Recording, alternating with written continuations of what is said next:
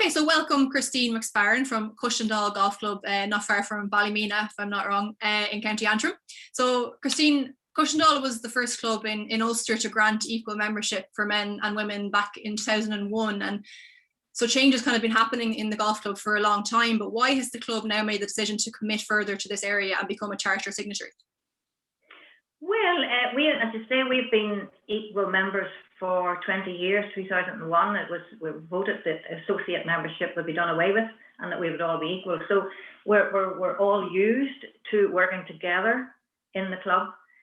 When the charter came along, we looked at it and thought, well, you know, this is a great model for clubs, whether you're just starting out to look for more women in your golf club or to involve them in your organizations. It's a great way to start, just in easy stages here with this bronze, silver and gold standards.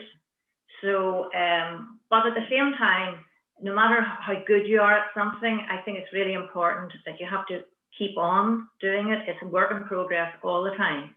So that's why we signed up to it. We already, as I say, have the equal membership. We have been recruiting since 2016. We've been involved in that, the Get Into Golf. We've had wonderful women come in from that. I would say we've probably got about 45 to 50 women since that. And they've not only have they come in to play and stay, some of them are involved in the organisation. We have one of our ladies is now the Get Into Golf ladies is now secretary of the ladies golf committee. We have one of the girls on our management committee, and there's others on other committees, youth and membership in that.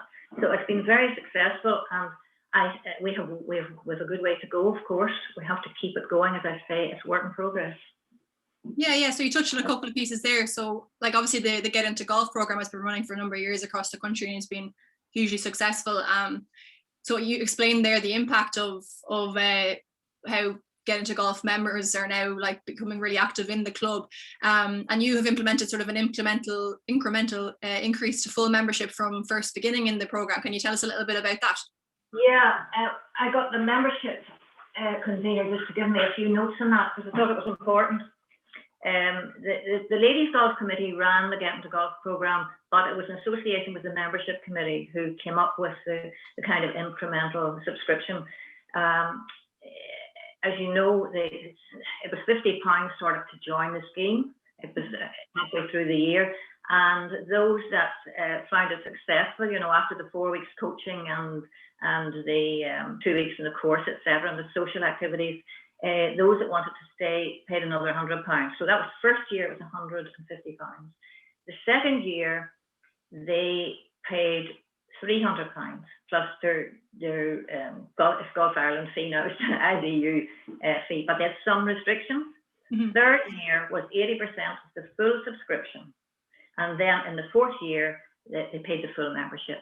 So it gave them that 4 years to integrate into the club, to find their feet and to realise whether they really wanted to play golf at the end. You know, some of them maybe changed to a social member in the end of it all. But I would say 70% of them stayed with the club, which is wonderful. Yeah, that's really great, and obviously that further impact then around like what you mentioned about them coming onto committees and stuff. And yeah. One of the commitments that Cushendall have made is a minimum of 30% female representation on the management committee, and that's obviously something they committed to as a part of the gold standards. So, where is the representation now? Is it kind of close to that, and how do you feel? Well, believe it or not, our management committee is 50-50. Fantastic. So we nearly have to go the other way. Yeah. We really have to be really careful that you know, the men are well represented. So yeah, 50-50. Great. And one of those girls is Get Into Golf girls from 2016 is our IT convener. Okay, very good. And is there anything specifically that you've done to sort of encourage those women to go forward or put themselves forward? A couple of years before that, about 2013, 2014. We decided to restructure the management committee. Before that, it was huge. It was very unwieldy, and those that put their names forward, just put them forward to be on the management committee, not for a particular role. So with the restructuring, we have designated roles now. We have conveners. So you have to put your name forward for example, a house committee or membership committee to be a convener, to lead their own committee, you know. So maybe women are good at, you know, they've real talents, and they put their names forward, and that's just the way it's happened. Yeah, it's interesting that when there is that specific reason why you're going on committee, that people are more open and maybe more aware of the time commitments and stuff like that.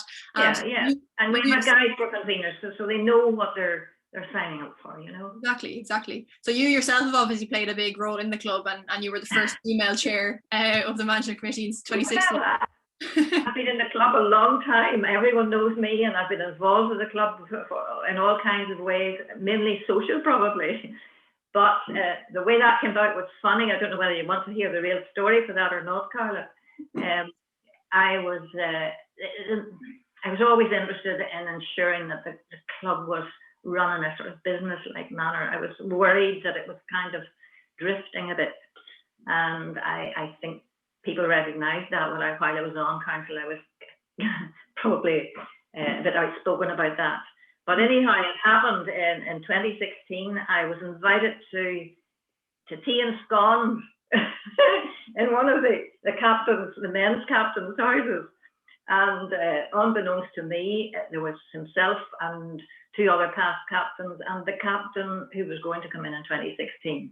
Now, up to this, right from 2001, it was sort of the norm for the men's captain to be voted in as chair and the women's captain to be vice chair.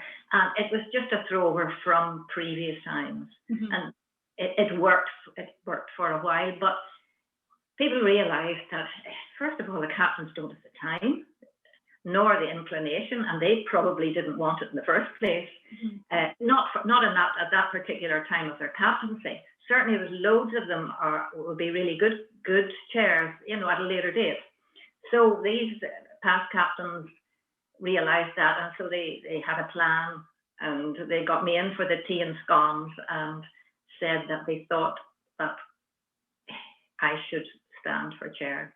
Now, our chair was voted in by council, not by at an AGM. So, and they asked me, could they put my name forward? Now, this was the captain coming in, who was probably expected to be the chair, who wanted to propose me. So it was very brave of them, very far-sighted of them to see that change was required. So anyway, I was really amazed at these men meeting, first of all, as a group of men. Wasn't that fantastic to see that? And then to make the tea and scones themselves and sit me down, it was funny. So off I went to think about it, and you know, I was really honoured, and I thought, well, you know, if they really think I can do this, I'll do it. So I don't honestly believe it was because I was female. I think they really thought I was the right person at the right time. So I took it on, and we got a lot of work done. I got fantastic support from absolutely everybody. I was voted in, there was no opposition. And as I say, we got a lot of work done. We got a lot of procedures, protocols in place, communication was very high on my agenda at the time. We organised that so the members knew everything that was going on in the club. So that was the first year. Then they decided that I would stay for another couple of years. So I was re-elected another 2 years, and I spent 3 years. That's the maximum. So coincidentally, the captain that proposed me is now chair and doing a fantastic job.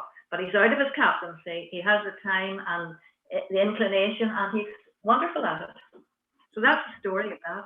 Fantastic. Yeah, you know, it really feels like there's been a lot of thought put into the structures in place, and that's kind of a lot of work that Golf Ireland are trying to show via the governance guide and stuff that's been published recently, and it's been a lot of kind of research done into that, and based on good governance practices. But you guys seem to be kind of up on top of all of that, so thanks a million for sharing all of that. I think it can really help other clubs and inspire other clubs to sort of commit and reach their goals and their commitments that they've made via the charter. So thank you very much. You're welcome. Bye. Perfect. Thanks a million.